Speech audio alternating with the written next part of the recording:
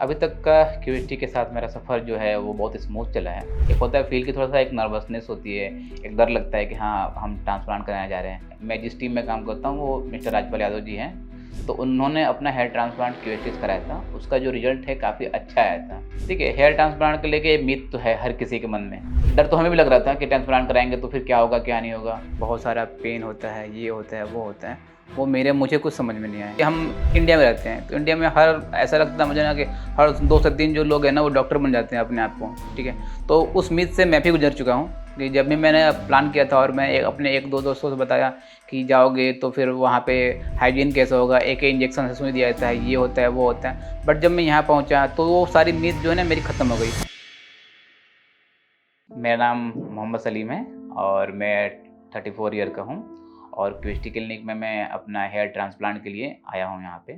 मुझे इसके बारे में मेरे जो एक सहयोगी हैं मिस्टर राजपाल यादव, जिनके साथ मैं काम करता हूँ उनकी टीम में, तो उनके सजेशन पे मैं यहाँ पे आया और मुझे यहाँ पे आके एक ऐसा फ़ील ही नहीं हुआ कि मैं कुछ करने के लिए आया हूँ अभी। एकदम फ्रीली सी मोमेंट मुझे लग रही है और ऐसा लग रहा है कि हाँ, चलो जो नॉर्मल डे होता है ना, वैसा फ़ील हो रहा है मेरे को। मैं हरिद्वार इसलिए चूज़ किया क्योंकि मेरे जो मित्र हैं राजपाल यादव जी, वो हरिद्वार से कराए थे और मुझे भी लगा कि हाँ, मैं हरिद्वार से कराऊँ तो मेरे लिए बेटर है। बट मैं आया दिल्ली से हूँ यहाँ पे कराने के लिए। बट वो एक होती है ना कम्फ़र्टेबल ज़ोन, वो कम्फ़र्टेबल ज़ोन मुझे है ये हरिद्वार में आके मिला और एक वो हर किसी की एक माइंडसेट होती है कि हम यहाँ से कराएँगे तो मुझे और अच्छी चीज़ें मिलेंगी। तो और मैंने काफ़ी सारे रिव्यू भी देखे थे, तो बहुत अच्छा रिव्यू था हरिद्वार के लिए, तो मैं यहाँ चूज़ किया। दिल्ली में अभी एक्चुअली रिसेंटली दिवाली का समय हुआ था और पॉल्यूशन ज़्यादा है और हरिद्वार है कि एक प्योर सिटी मानी जाती है इसको, एक बहुत अच्छी गंगा के किनारे सिटी है। ऐसा दिल्ली भी यमुना के किनारे है बट यमुना इतनी अभी दूषित हो चुकी है और पॉपुलेशन दिल्ली में है, तो मैंने सोचा कि चलते हैं एक अच्छी जगह पे, जहाँ पे एक हमारे साँस लेने की प जो पॉसिबिलिटी है वो अच्छी हाई हो और हम वहाँ जाके एक अपना सुकून भरा ट्रांसप्लांट करा सकें। अभी तक का क्यूरियोसिटी के साथ मेरा सफ़र जो है वो बहुत स्मूथ चला है और मुझे अच्छा लग रहा है। एक होता है फ़ील की थोड़ा-सा एक नर्वसनेस होती है, एक डर लगता है कि हाँ, हम ट्रांसप्लांट कराने जा रहे हैं। बट जो जिस तरह से प्रोसेस बाय प्रोसेस हमें मिल रहा है और जितनी भी टीम है, सपोर्ट मिल रहा है, मुझे तो अभी तक एक एन्जॉयमेंट टाइप का फ़ील हुआ। आगे और जब ट्रांसप्लांट होगा तो कैसा फ़ील होगा, वो तो आगे आने वाला वक़्त बताएगा। हेयर ट्रांसप्लांट का मन इसलिए बना है कि मैंने पहले भी एक बात बता चुका था कि मैं जिस टीम में काम करता हूँ वो मिस्टर राजपाल यादव जी हैं। तो उन्होंने अपना हेयर ट्रांसप्लांट क्यूएसटी से कराया था। उसका जो रिज़ल्ट है काफ़ी अच्छा आया था। और आजकल की जो जनरेशन में ये है कि आप फोटोजेनिक होना चाहते हो हर किसी के लिए। तो अभी जिस तरह से मेरा कंडीशन है, मेरे बाल की जो कंडीशन है, उसके अकॉर्डिंग थोड़ा-सा कहीं जाने पे थोड़ी-सी एक होती है ना कि थोड़ी-सी एक डाउनफॉल लगती है अपने आप को। तो हम सोचे कि अब ये टेक्नोलॉजी भी इंडिया में आ चुकी है, तो इसकी वजह से मैंने प्लान किया, उसके बारे में थोड़ा रिसर्च किया कि कौन सी बेस्ट कंपनी है, कहाँ से करना बेहतर रहेगा। तो मैंने भी जो रिसर्च किया था क्यूएसटी के बारे में, एक्चुअली क्या है मेरी जो फैमिली है वो थोड़ी ओपन माइंड की है और मेरे पापा बिज़नेसमैन हैं और मेरी जो मम्मी है वो हाउसवाइफ़ है और जो एक मेरी सिस्टर है, वो भी गवर्नमेंट जॉब में है। तो एक जो माहौल होता है बाहर में कि हम कैसे सर्वाइव कर रहे हैं, एक एजुकेशन के बारे में जानने के बारे में, तो वो उनको पहले से ही पता था इस बारे में। तो मैंने बस अपने फादर को कन्विंस किया कि ये जो टेक्नोलॉजी है आई है जो इंडिया में हेयर ट्रांसप्लांट के लिए और काफ़ी स्मूथ है। थोड़े से हल्के पेन होते हैं जो एक नॉर्मल सी चीज़ होती है। तो उसके अकॉर्डिंग यदि हम इसको करा लेते हैं तो रिज़ल्ट काफ़ी अच्छा है। मैंने काफ़ी सारे जो क्यूएसटी के पहले सेशन हो चुके हैं, जिन्होंने अपने करा करा रखे हैं, तो उनके बिफ़ोर के और आफ्टर के जो उनको मैंने दिखाया इमेज, तो उसके अकॉर्डिंग फादर ने बोला कि ठीक है, आपको अच्छा लगता है तो आप करा लीजिए। तो मुझे कोई मुश्किल नहीं हुई इसके कन्विंस करने में। ठीक है, हेयर ट्रांसप्लांट को लेके मिथ तो है हर किसी के मन में। कोई यदि आपको एक अच्छा गाइडर मिल जाता है तो आपको अच्छी तरह से गाइड कर लेता है और यदि कोई गाइडर नहीं मिलता है तो वो अपने हिसाब से उल्टी-सीधी बातें या जो भी है उनके मन, हम किसी को गलत नहीं बोल सकते, बट वो बोलते रहते हैं कि कराने के बाद ये हो जाता है, वो हो जाता है, वो हो जाता है। तो वो तो मिथ तो हमेशा हर जगह होती है। यदि आप एक अच्छे इंसान भी हो ना तो कुछ लोग उसमें खामियाँ निकाल लेते हैं और एक आप बुरे इंसान हो तो उसमें आपको लोग अच्छाई निकाल देते हैं। तो अपने देखने का एक नज़रिया जो है ना वो अपना होना चाहिए और अपना होता है। तो डर तो हमें भी लग रहा था कि ट्रांसप्लांट कराएँगे तो फिर क्या होगा, क्या नहीं होगा। बट होता है कि जो हमारे सर्कल में लोग हैं, जिन्होंने करा रखे हैं, तो उनके रिज़ल्ट देख के उनके से बातचीत करके मुझे एक कॉन्फिडेंस लेवल आया कि हाँ यार, मैं करा सकता हूँ चीज़ें। हेयर फॉल का मेन कारण तो मुझे 2-3 चीज़ लगती है। एक मैं जब दिल्ली में आया, मैं दिल्ली में रहता हूँ मैं, मैंने पहले भी बता चुका हूँ। तो मैं दिल्ली में आया तो वहाँ के जो पानी है ना वो है, एक वहाँ के जो क्लाइमेट है, पॉल्यूशन है, एक वो भी मैं मान सकता हूँ। और एक और सबसे इम्पोर्टेंट चीज़ होती है जो खान-पान होती है। यदि आप अपना खान-पान सही रखते हो ना तो थोड़ा-सा होता है कि हेयर फॉल आपके वो डाइट के ऊपर डिपेंड भी करता है वो चीज़ें का। तो जैसे हमारी बॉडी है, जैसे हम कुछ खाते हैं तो हमारी बॉडी का हर पार्ट करता है। वैसे ही यदि हम पोषक तत्व खाएँगे जो हमारे बाल के लिए, सबके लिए विटामिन यदि भरपूर मात्रा में मिलती रहेगी तो वो हेयर फॉल नहीं हो सकता है। बट यदि वो कम हो जाती है मिलना तो उससे भी हेयर फॉल के चांसेस होते हैं, जहाँ तक मुझे आइडिया है इस बात का। मेरा ये मानना है कि जब बाल नहीं होते हैं तो ज़िंदगी में फ़र्क ये आता है कि आपको ना एक कॉन्फिडेंस लेवल जो है ना वो कभी-कभी ना बहुत आप टैलेंटेड होने के बाद ना आप थोड़ा-सा अपने आप को फ़ील करते हो। जब सामने वाले से मिलते हो तो एक गुड लुकिंग सबसे पहले लोग आज के टाइम में ना आपकी नेचर को नहीं जानते हैं, आपकी गुड लुकिंग को जानते हैं।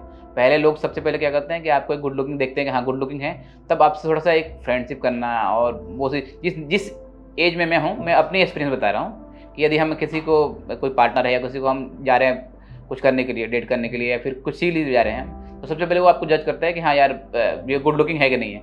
उसके बाद आती है कि आप कैसे आपका नेचर वाइज़ है, कैसे आप सैलरी करते हो, ये सब चीज़ें जो है ना वो चीज़ होती है। तो मैं तो ये मानता हूँ कि गुड लुकिंग होने के लिए ये एक बहुत महत्वपूर्ण चीज़ होता है बाल, तो ये बहुत इम्पोर्टेंट है। मुझे ऐसा लगता है कि हेयर ट्रांसप्लांट मैं करा लूँगा और मेरे अच्छे बाल आ जाएँगे, तो ज़िंदगी में ये फ़र्क हो जाएगा कि एक जो एक पर्सनैलिटी हो जाती है ना, बिल्ड होती है। तो आप कहीं भी कहीं जाते हो, अपने आप को रिप्रेज़ेंट करते हो, तो एक लगता है ना कि हाँ यार, ये बंदा जो है ना एक सिंसियर है और एक थोड़ा-सा अच्छा है देखने में। तो मुझे ये फ़ील होता है, तो हो सकता है कि जो मैं फ़ील कर रहा हूँ वो इन फ्यूचर में ऐसा ही हो।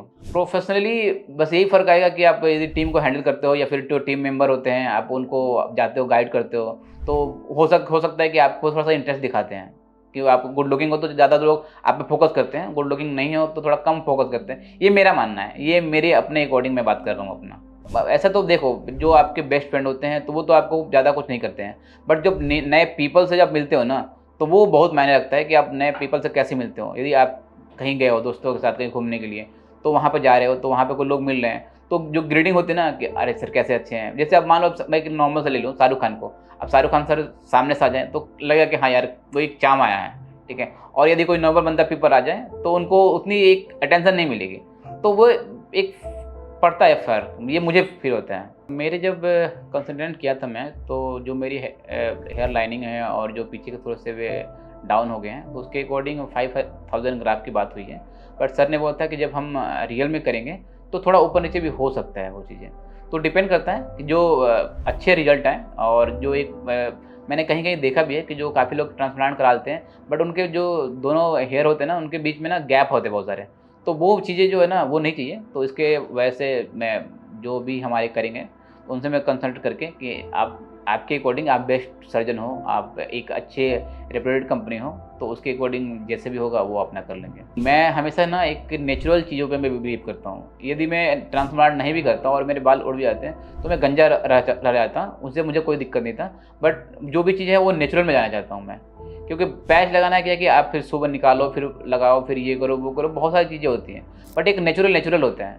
तो इसलिए मैं ज़्यादा ये सब चीज़ों में नहीं पड़ा, क्योंकि जो रिज़ल्ट आजकल जो मार्केट में आ रही है, तो उसके अकॉर्डिंग मुझे लगता है कि हाँ, यदि मैं उस चीज़ को मेंटेन कर लेता हूँ, जो डॉक्टर प्रिस्क्रिप्शन देते हैं कि हाँ, आप ये करो, ऐसे रहो, लाइफ़स्टाइल आप ऐसे रखो, तो वो चीज़ें जो है ना, वो काफ़ी हमारे पास अच्छे रिज़ल्ट आ सकते हैं। मैं अच्छे क्लिनिक में ये देखता हूँ कि वहाँ की जो सबसे पहली चीज़ हो कि एक एनवायरनमेंट अच्छी होती है अच्छी क्लिनिक में, डॉक्टर अच्छे मिल जाते हैं आपको, ठीक है? क्योंकि आप ना 150 या 10,000 या 5,000 के चक्कर में आप यदि कोई अच्छे क्लिनिक में नहीं पहुँच पाते हो, तो उससे क्या होता है ना कि आप हेयर ट्रांसप्लांट लाइफ में 1 बार कराओगे या मैक्सिमम टू मैक्सिमम 2 बार कराओगे, उससे ज़्यादा आप नहीं कर सकते। बट यदि आप दूसरी बार में सोचते ही क्यों हो चीज़ों को लेके, तो इसलिए आप यदि कुछ करते हो, अच्छे जगह जाते हो, तो अच्छे डॉक्टर मिलते हैं, अच्छी फैकल्टी मिलती है, अच्छी सुविधाएँ मिलती हैं, अच्छे टेक्नोलॉजी यूज़ मिलते हैं और अच्छे मेडिसिन भी मिलते हैं। तो इसकी वजह से मैं ज़्यादा प्रेफ़र करता हूँ कि एक अच्छा जो है वहाँ पे प्रेफ़र हो चीज़ें होती हैं। एग्ज़ाम्पल के तौर पे मैं एक चीज़ और ऐड कर सकता हूँ कि मेरी फैमिली जो बैकग्राउंड है ना वो मेडिकल से ही है। तो कभी-कभी आप देखते हो कि आप एक नॉर्मल डॉक्टर पास जाते हो, तो आप एक बुखार के लिए भी आपको पैरासिटामॉल, एंटीबायोटिक ये वो बहुत सारी चीज़ लिख देते हैं। बट यदि आप एक अच्छे डॉक्टर के पास जाते हो ना, तो बस एक ही टैबलेट लिखेगा, बट जो आपको वो चीज़ें सही कर सकती है। तो इसलिए ये जो है ना वो बहुत इम्पोर्टेंट होता है कि क्या आप कर रहे हो? यदि आप स्पेशलिस्ट पास जाओगे, तो उस हिसाब से वो आपको जज कर लेगा और आपको उस हिसाब से आपकी रिपोर्ट देख के या जैसे भी हो गया वो कर सकता है आप। जैसे कि आप सब जानते हैं कि आजकल टाइम में इंडिया में हम रहते हैं। इंडिया में होते हैं कि हर 2 से 3 जो बंदे होते हैं वो डॉक्टर होते हैं। आपके पापा हो सकते हैं, आपके घर के जो बगल वाले होते हैं वो हो सकते हैं। तो हेयर ट्रांसप्लांट से पहले जब मेरे बाल थोड़े से वीक होते जा रहे थे, तो जैसे मम्मी बोलती थी कि घरेलू नुस्खे अपना लो, जैसे कि आंवला खा लो और कोई ऑयल लगा लो, चम्पी कर लो या फिर मेहंदी लगा लो। तो इस तरह के जो घरेलू नुस्खे हैं ना, और भी बहुत सारे घरेलू नुस्खे होते हैं, तो वो सब चीज़ कर लो, तो उससे आपको बहुत फ़ायदे मिलते हैं। फ़ायदे तो मिलते हैं, बट वो होते हैं ना कि वो एक होता है ना कि एक बेस्ट फ़ायदा और एक धीरे-धीरे वाली फ़ायदा। तो वो उससे क्या होता है कि बहुत एक माइनर जो होता है ना, बहुत छोटे-छोटे, छोटे-छोटे लेवल पे उससे फ़ायदा मिलते हैं। तो घरेलू नुस्खे तो मैंने बहुत अपनाए हैं।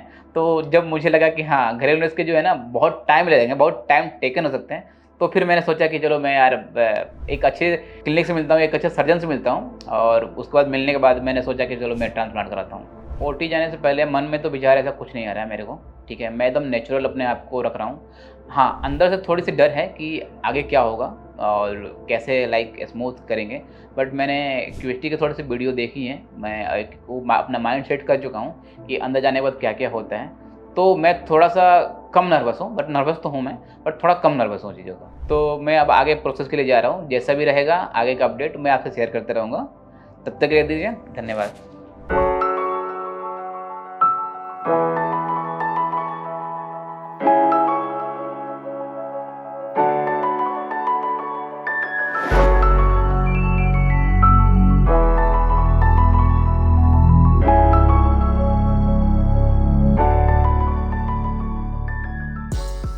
नमस्कार, आदाब, सत श्री अकाल, सलाम।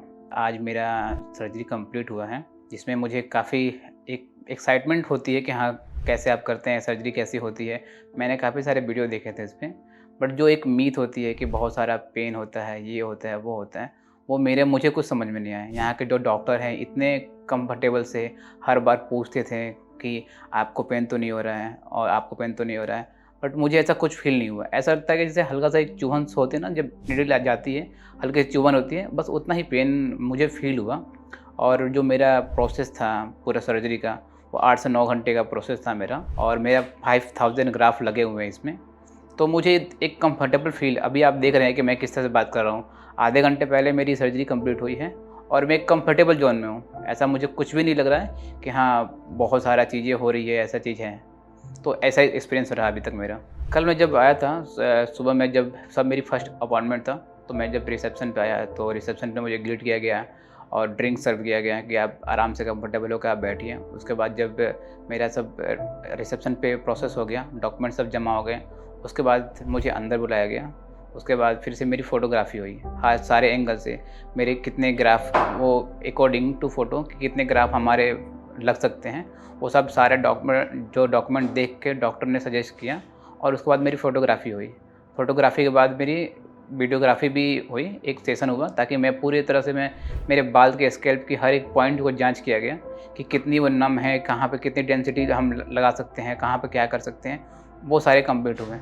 उसके बाद फिर मैं गया मार्किंग के लिए कि जो मेरे सर में कहाँ-कहाँ ग्राफ लगेंगे, कितने ग्राफ लगेंगे, कौन से एरिया जो डॉक्टर ने सजेस्ट किया, कौन से एरिया में जैसे मेरे सामने के लगे हुए हैं, पीछे के कुछ स्कल्प हैं, तो पूरी मार्किंग हुई।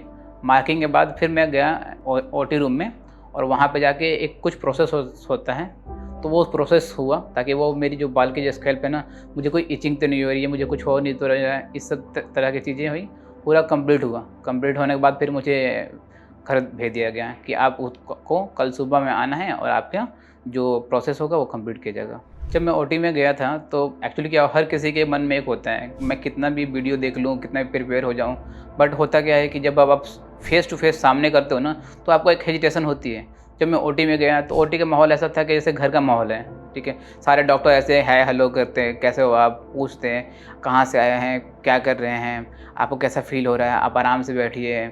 मैं जब बैठा फिर मेरी बीपी चेक हुई, तो बीपी होती है, हर किसी को होती है कि फ़र्स्ट टाइम जाने के बाद थोड़ी-सी हाई होती है, कोई भी काम करने का कि हाँ भैया मैं जा रहा हूँ ट्रांसप्लांट करने के लिए, तो हाई हुई। तो डॉक्टर ने मेरे पीठ पे थपथपाया, बोला कि आराम से रहिए, कोई बात नहीं है, सब ठीक हो जाएगा, आप थोड़ा कूल रहिए, अच्छे से रहिए। तो ऐसा बिहेवियर था जैसे मेरे पापा जो है ना, वो मेरे साथ खड़े हुए और बोल रहे हैं कि बेटा चलो ठीक है, सब कुछ है, तुम आराम से रहो और सब चीज़ तुम करो। तो ओटी का जो था वो बहुत अच्छा एक्सपीरियंस था मेरे लिए, बहुत अच्छा था। जब मेरी ओटी में गया, जब मेरा हेयर ट्रांसप्लांट था सुबह में, तो मेरी जो जर्नी थी वो 7 से 8 घंटे की थी, जो हेयर ट्रांसप्लांट का।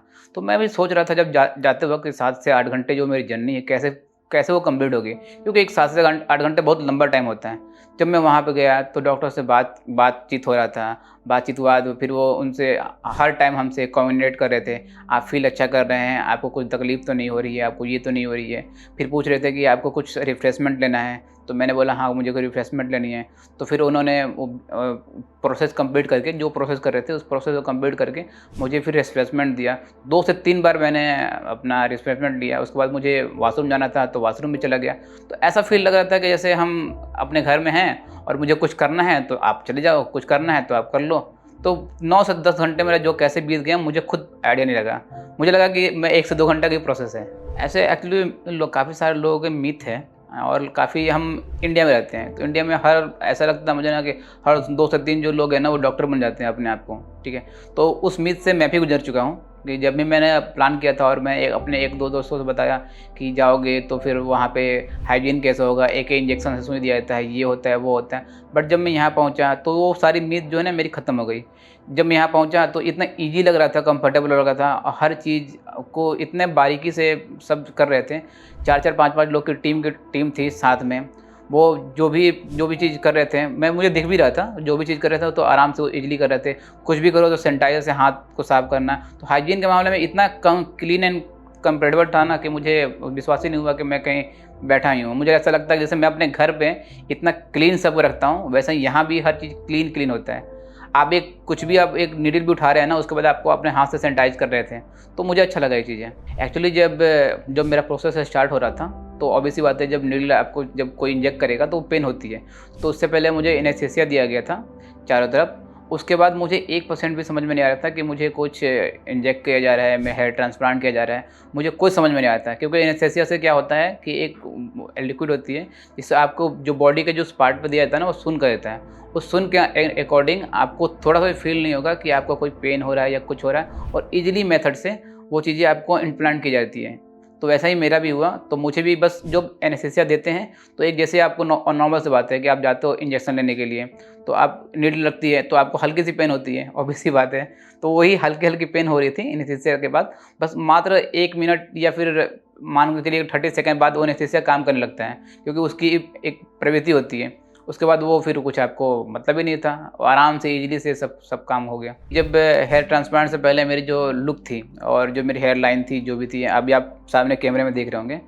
तो पहले मैं थोड़ा-सा था कि हाँ, मेरी तो डेंसिटी जो थी बहुत कम थी और बाल ऐसे झाड़ने पे लगता था कि हाँ, थोड़ी-सी जो है वो ऐसी है। बट जब अभी मैं अपना लुक देख रहा हूँ तो मैं अब काफ़ी कंफर्टेबल फ़ील कर रहा हूँ चीज़ों का और मुझे ऐसा फ़ील हो रहा है कि जिस हिसाब से है, इस हिसाब से मेरी बाल ग्रो हो जाएँ आगे चल के तो एक अच्छा माने लुक मेरे सामने प्रेज़ेंट होगा वो चीज़ें तो उससे एक कॉन्फिडेंस लेवल जो होता है बढ़ जाती है वो। जो मेरी सर्जरी हुई है अभी, तो सर्जरी की डेंसिटी आप देख सकते हैं कैमरे में, मैं आपको दिखाना भी चाहता हूँ कि जैसे ये हो रखी है पूरी, ट्रांसप्लांट हो रखी है। तो ट्रांसप्लांट के अकॉर्डिंग मुझे लग रहा है कि जब मेरी जो ग्रोथ होगी ना वो काफ़ी अच्छी होगी हैं और डॉक्टर के हमेशा सब चीज़ होता है। देखो होती क्या है चीज़ें कि आप कुछ भी स्टार्टिंग में कर लोगे ना और उसके बाद डॉक्टर आपको सलाह करते हैं कि आप ये मेडिसिन लीजिए, ये फ्रूट्स लीजिए, ये जो भी चीज़ लीजिए ताकि जो आपकी जो बाल का जो ग्रोथ है ना उस पे वो डिपेंड करता है। तो डॉक्टर का प्रिस्क्रिप्शन से मैं यदि करता हूँ तो मुझे फ़ील हो रहा है ये चीज़ें कि मेरी जो ग्रोथ है ना काफ़ी अच्छी होने वाली है और यदि जैसे भी अच्छी होगी मैं आगे आपको अपडेट देता रहूँगा कि मेरी ग्रोथ कैसे होने वाली है। जैसे मेरा अभी आपने देखा कि हेयर सर्जरी हो गई है, मैंने अपनी फैमिली को बताया और फैमिली ने देख के मेरी फैमिली इतनी खुश हुई कि चलो अभी मेरा पहला लुक कैसा था और अभी लुक कैसा है। उसके बाद मैं भी डॉक्टर से मिला, डॉक्टर ने मुझे सारी प्रिस्क्रिप्शन बताई, सारी चीज़ें बताई। उसके बाद उन्होंने बताया कि कुछ दिन बाद आपकी पीआरपी भी होगी। तो जैसे ही पीआरपी कंप्लीट होती है, जैसे मेरा ग्रोथ और भी होगा तो मैं आपके साथ शेयर करता रहूँगा। तब तक के लिए थैंक यू सो मच।